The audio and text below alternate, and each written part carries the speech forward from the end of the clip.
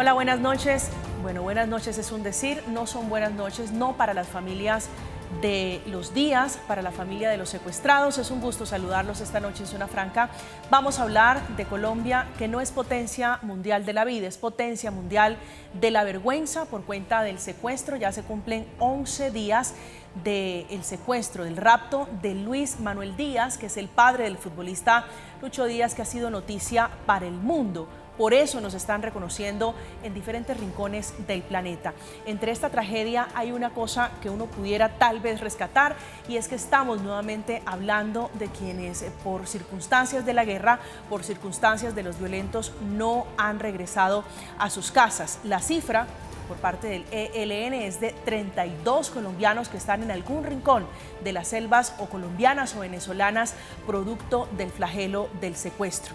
Hay que hablar de este tema. Le vamos a poner esta noche rostro a quienes están ausentes, a quienes no han podido regresar a su casa por cuenta de esta guerra que parece no tener fin, de este círculo vicioso de la violencia, a pesar de tener procesos de paz, a pesar de tener incluso en esta temporada de procesos de paz acuerdos de cese bilateral del fuego vigente. Vamos a hablar del motivo de la queja, incluso de congresistas que estaban cercanos al petrismo, que reclaman al ministro de Defensa, al ausente ministro de Defensa, por el aumento del secuestro. Ese es el tema de conversación esta noche en Zona Franca. Bienvenidos, un gusto saludarlos.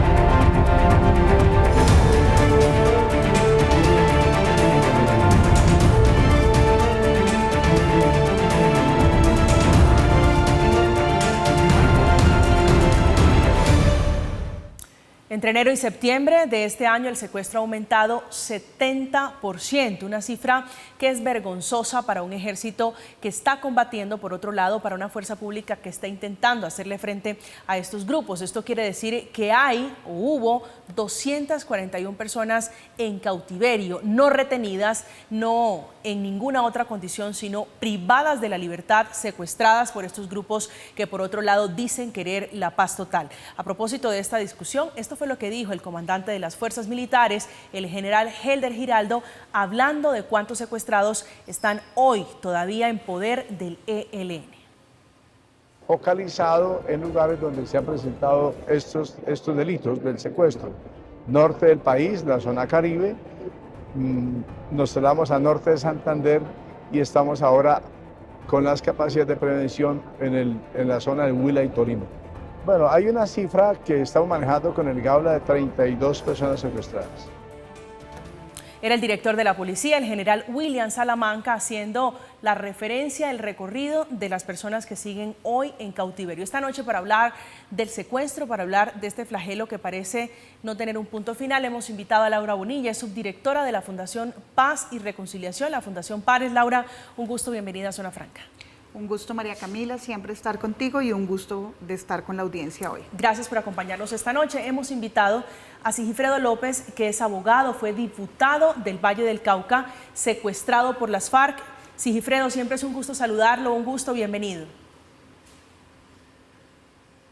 María Camila, muy buenas noches a toda la audiencia de Zona Franca, un saludo muy especial y es un placer estar con ustedes. Gracias por aceptar esta invitación, Sigifredo. Quisiera comenzar con usted con una reflexión tal vez sobre el secuestro, sobre lo que estamos enfrentando hoy como país alrededor del secuestro del ELN, el secuestro de las disidencias, llamadas disidencias de las FARC.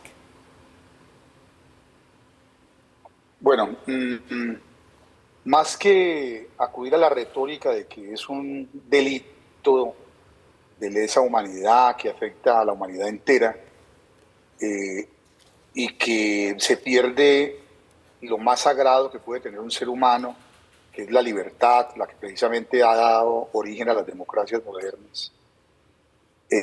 Más que todo eso, el secuestro es condenar a un inframundo, a una situación de estar desvalido, de estar indefenso, de estar humillado, de estar sometido a unas condiciones infrahumanas, a un individuo que no merece ser privado de la libertad ni un solo minuto. Entonces, esto nos niega como persona, pero también nos niega como sociedad y retrata muy bien la personalidad del victimario que es capaz de hacer eso. Laura. Mira, es un delito de lesa humanidad, pero además yo creo que el secuestro junto con la desaparición forzada son dos de los delitos más sensibles para los colombianos por la dureza, por la crudeza y por la crueldad que implican para las familias de las personas que se quedan esperando una noticia, que en estos momentos no saben dónde están sus seres queridos, que son muchas veces extorsionadas. Hay dos tipos de secuestro hoy en Colombia. Uno es efectivamente el secuestro que está asociado al conflicto armado, donde, como decía el general, hay un registro de aproximadamente 32 personas aparentemente en poder del ELN, que esperamos que confirmen si efectivamente ellos tienen estas personas secuestradas, y hay un tipo de secuestro que está ligado a la delincuencia común y a la delincuencia organizada. En ambos casos son delitos muy atroces, pero especialmente este que ha sido vinculado al conflicto armado es especialmente doloroso porque ha sido una de las degradaciones más brutales y más crueles que ha tenido la guerra en el país. Sí, Gifredo, ¿frente a qué estamos? Porque poco hablamos, tal vez en la época cruda, cuando usted fue secuestrado por las FARC, cuando hablábamos del Estado Mayor o el Estado Central de las FARC, se hablaba con recurrencia de los secuestrados, pero pareciera, no sé si usted tiene la misma percepción, el mismo sentimiento, que es un país que poco a poco se ha ido acostumbrando a que el secuestro hace parte de nuestro diario vivir, a que tenemos que aguantarnos, a que tenemos que soportar y convivir con el secuestro. Definitivamente, Camila, yo sí estoy convencido que nuestra cultura, nuestra idiosincrasia, nuestra forma de relacionarnos con el otro es agresiva, va más allá de lo que pueden ser cánones normales en otra sociedad, y todo ello se debe a esa cultura, a esa década tras década, generación tras generación, donde hemos aprendido esa forma violenta de relacionarnos desde lo cotidiano. Nuestra educación no ha estado dirigida a cultivar valores democráticos que nos permitan transformar ese escenario. Aquí la gente sigue, por ejemplo, en Cali registramos índices de feminicidios más altos, los índices de feminicidio más altos del país.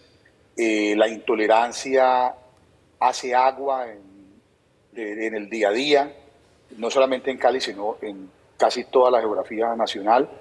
Y esta violencia cotidiana es simplemente lo que se expresa también en delitos más graves y formas de violencia inaceptables. Por ejemplo, en Buenaventura, hasta hace poco asistíamos a secuestraban a la gente y luego la picaban para enviar mensajes a su familia, a sus clanes, a sus relacionados, de terror, de miedo, de superioridad, de humillación. Y el secuestro resume toda esa forma violenta de relacionarnos. Entonces, sí, Camila, sí nos hemos acostumbrado poco a poco a ese relacionamiento inaceptable, injustificable, pero una sociedad que se acostumbra a la violencia como lo está y lo ha venido haciendo por décadas la sociedad colombiana, es una sociedad que tiene que reconocerse que ha caído en la barbarie.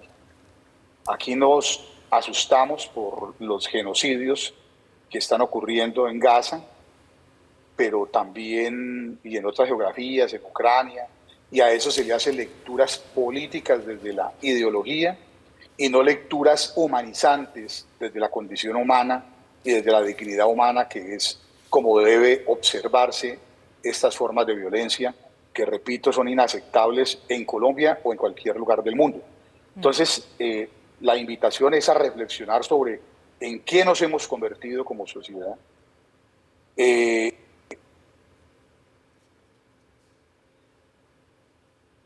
Perdí la comunicación. Laura, ¿usted comparte la misma reflexión, a que es una sociedad pareciera acostumbrada a la violencia, a este tipo de violencia, este tipo de maltrato como es el secuestro, que no solamente es para quien directamente vive el secuestro, es para la familia. Usted recordaba incluso a quienes están hoy desaparecidos. No, es para la familia, es para la comunidad. O sea, el secuestro y la desaparición son afectaciones muy duras y a veces, digamos, entre menos sepa la familia es peor. Digamos, comparto una parte, pero por otro lado yo creo que justamente nosotros habíamos descansado porque teníamos en la mesa acuerdos nacionales sobre el secuestro. Digamos, no había ocurrido de esta manera. Sí habían secuestros, el año pasado un 70% menos de secuestro, y si te vas antes también menos. Algo pasa con la reconfiguración de la violencia en Colombia que hace que vuelva el secuestro a aparecer, y eso es lo que me preocupa especialmente con ambos tipos de secuestro, con el que está asociado al conflicto armado, pero también con el que está asociado a la criminalidad y a la delincuencia organizada, que es igualmente grave. ¿Usted cree que hay una recomposición, un cambio de orientación hacia el secuestro, una mirada distinta por parte de los actores armados y legales en lo que tiene que ver con el secuestro? María Camila, me temo que sí, y es lo que más me preocupa. Entonces, por ejemplo, se había renunciado al secuestro de una u otra forma. Varios grupos armados, incluyendo las FARC, se habían comprometido a no secuestrar. Creo que han ocurrido dos cosas. Uno, que efectivamente, el ejército ha tenido éxito en presionar financieramente a los grupos alzados en armas. Eso es verdad, eso se puede comprobar con datos. Y hay una crisis en la coca, en la economía de la coca. Al haber menos recursos disponibles, muchos de los frentes de los grupos armados para mantener la guerra han empezado a recurrir nuevamente al secuestro y la extorsión. Por eso son las dos, repertorios de violencia que más se han incrementado en los últimos 2 años. O sea, algo que en teoría es positivo, como la presión financiera sobre los grupos armados redunda en una consecuencia muy negativa y no esperada, que es el incremento de estas agresiones contra civiles. Eso puede ser una de las conclusiones alrededor de lo que está ocurriendo con el secuestro, del que muy poco hablamos. Hay que recordar esta noche, y en Zona Franca queremos hacer especial recordatorio al clamor de los familiares de uno de los secuestrados que hoy está en cautiverio, uno de los hombres que está en poder del ELN, el empresario Juan Carlos Baiter, del que su familia no tiene noticias. Salió hace algunos meses a llevar a sus hijos al colegio en el departamento del Magdalena, y desde entonces no se tiene ninguna información de su paradero. Hacemos una pausa, estamos en Zona Franca, ya volvemos. Hay una familia que está sufriendo su ausencia y que hay maneras de hacer las cosas. Hay diferentes maneras de resolver las situaciones, y no es por medio de la violencia. Siempre es mejor hacer el bien. Que oramos mucho, oramos demasiado porque Dios y Mamita María le dé la fortaleza para afrontar este difícil momento y esta prueba. Estamos de regreso esta noche de miércoles en Zona Franca, hablando del secuestro, de los secuestrados y las familias que hoy están desesperadas, angustiadas por no saber de sus seres queridos. El símbolo en Colombia, pero también en el mundo, que es la mala imagen producto de estos grupos ilegales, ha sido el 8 días que ha enviado este mensaje en la cancha, en el terreno de juego, pero también en sus redes sociales, pidiéndole a organismos internacionales, pidiendo interceder por la liberación de su padre. Don Mane Díaz dice que cada segundo, cada minuto que crece la angustia. Su padre, sus hermanos y él están desesperados, angustiados y sin palabras para describir lo que están sintiendo, que tal vez eso, Sigifredo, es lo que refleja a las demás familias, a las de los 32 colombianos, o quién sabe cuántas familias más que tienen familiares hoy en cautiverio.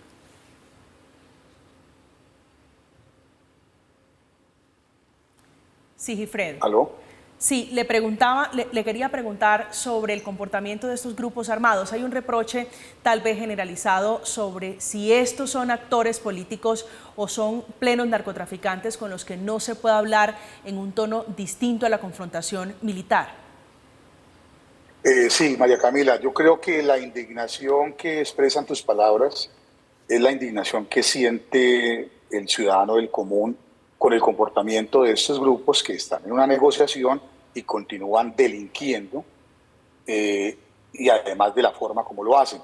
Y yo creo que el principal problema radica allí, en su esencia, porque se está haciendo una lectura ideológica de la negociación.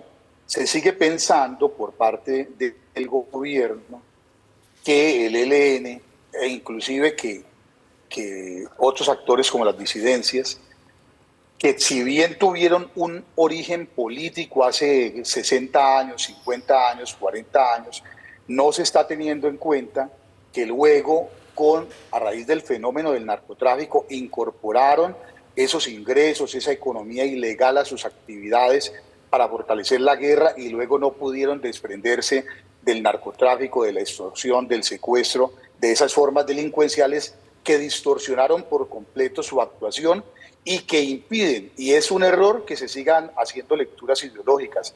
El gobierno tiene que entender que está negociando con bandidos y con los bandidos solamente es posible un sometimiento a la justicia, unos perdones, judiciales, unos beneficios penales, ciertas garantías, pero teniendo y sin perder de vista que se está tratando con bandidos, con delincuentes, con personas acostumbradas a la economía ilegal, al camino fácil, sin valores democráticos, sin ningún respeto por la dignidad del ser humano ni por la sociedad a la que pertenecen, que solamente les conviene, hacen estos acuerdos si les conviene y si les son beneficiosos, pero ellos ante todo miran el interés económico que les pueda reportar una negociación.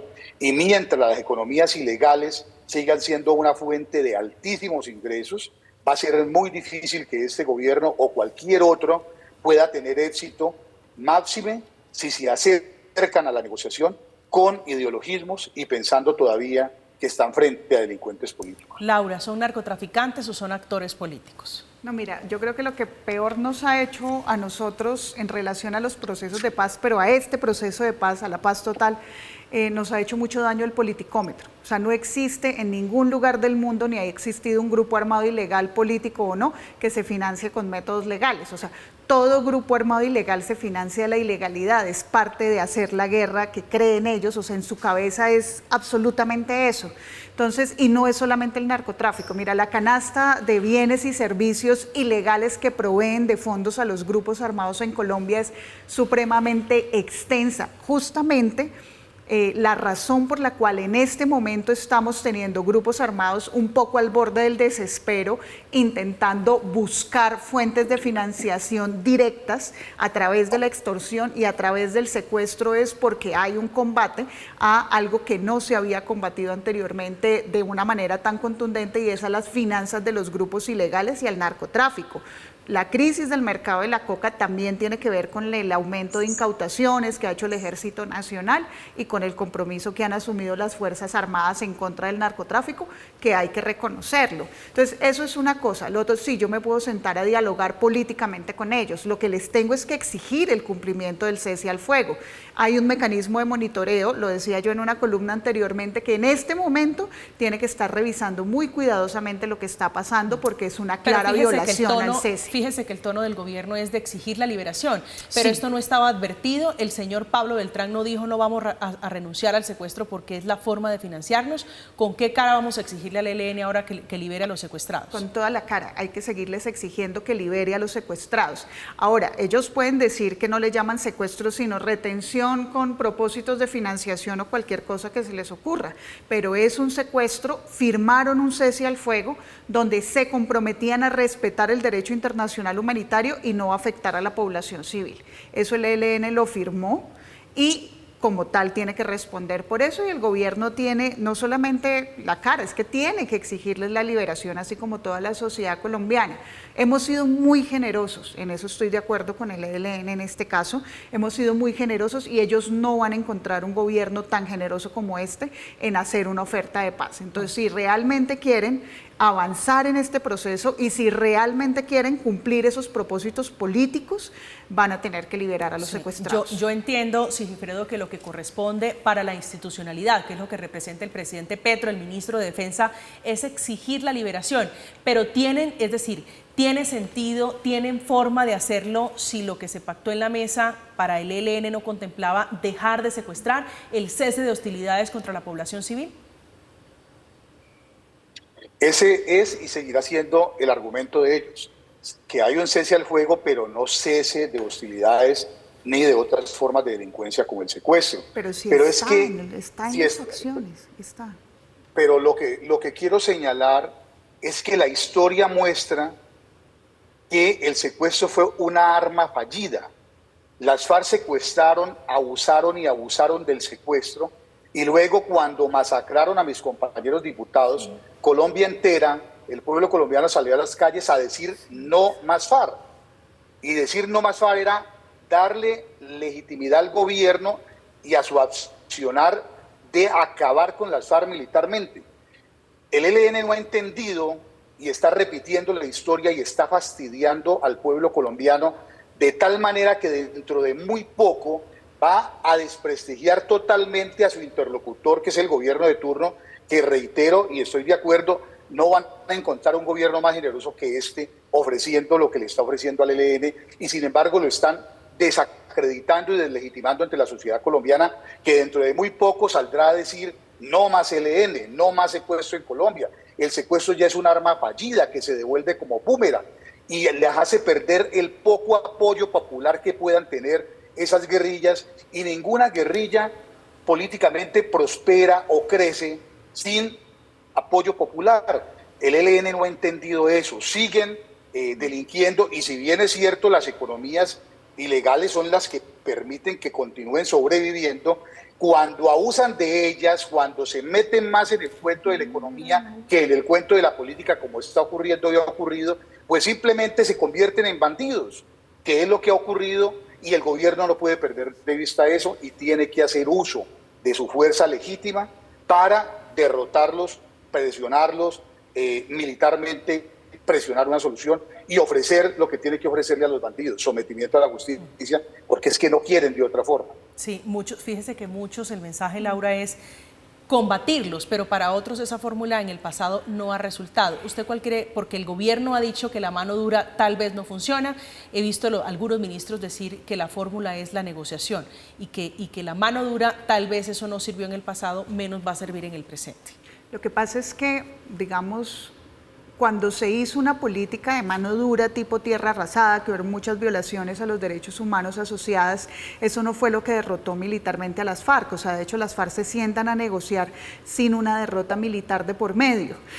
Cuando se hace el proceso con Juan Manuel Santos, digamos, sí habían existido previos varios golpes, especialmente la guerra aérea, pero no fue lo más importante que hace que las FARC se decidan a hacer la paz y a desmovilizarse. Nosotros en Colombia hemos tenido 23 procesos de paz. 9 de ellos han terminado con desmovilizaciones masivas y no hemos sido capaces desde 1900 a hoy de hacer sostenible la paz. Ese es nuestro gran problema. Entonces cada ciclo de violencia que arranca termina siendo mucho peor. El ELN tiene la gran oportunidad hoy de cerrar un círculo de violencia asociada a la política, pero no solamente esa es la oportunidad, es que es el único camino. Mira, el ELN lo sabe y lo dijo, es decir, el gobierno no va a ceder en el control territorial, porque una cosa que cree la gente es que el ejército no está haciendo presencia municipal. El Estado Mayor Central se acaba de levantar de la mesa de negociación porque el ejército se negó a salir de Argelia a Cauca y se negó a salir del Plateado, es decir, no se está negociando. Salieron del casco urbano, pero están ahí, en el corregimiento están ahí, o sea, salen del casco urbano, pero están ahí y están en el círculo. Entonces, en el Plateado no había policías del 2007, o sea, de ese nivel es el abandono, no solamente estatal en eso, sino de fuerza también de los municipios y de los departamentos en Colombia. La fuerza pública no va a ceder esa presencia territorial y en eso el gobierno tampoco lo va a ceder, eso no hace parte de la política de paz total.